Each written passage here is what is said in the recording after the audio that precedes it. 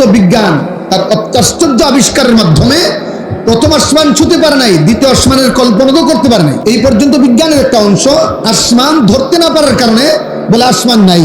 এটা আমাদের দেশের হুজুররা খুব সুন্দর, শফিকুল ইসলাম যুক্তিবাদী, ওনারা তো যুক্তিবাদী মানুষ, ওনারা খুব সুন্দর এক্সাম্পল দেয়। এইভাবে আমি স্মরণ করে দেই, দেড়াইত্তা বউ গেছে পানি আনতো কলসির কাছে, নাকের ফুল ছিটকে গেছে কলসির নিচে, শাশুড়ি ডাক দিচ্ছে, বৌমা পানি আনতে দেরি করে কে, তাড়াতাড়ি নিয়ে আসো না।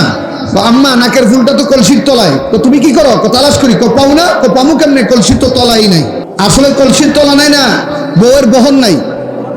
আর ভাই কথা বলেন না ভাই, যুক্তি তো ওনাদের মুখে সুন্দর হয়, আমি প্রাসঙ্গিক বললাম আর কি। দেড়াইত্তা বউ যেমন ভাবে কিয়ামত পর্যন্ত তালাশ করে কলসির তলার নাগাল পাওয়ার সম্ভাবনা নাই, এই ক্ষুদ্র জ্ঞানের অধিকারী উতীতুম মিনাল ইলমি ইল্লা কালিলা, এই ক্ষুদ্র আল্লাহর তুলনায় ক্ষুদ্র জ্ঞানের অধিকারী বিজ্ঞান আল্লাহর বিশাল সৃষ্টি আসমানকেও ছুঁতে পারবে না।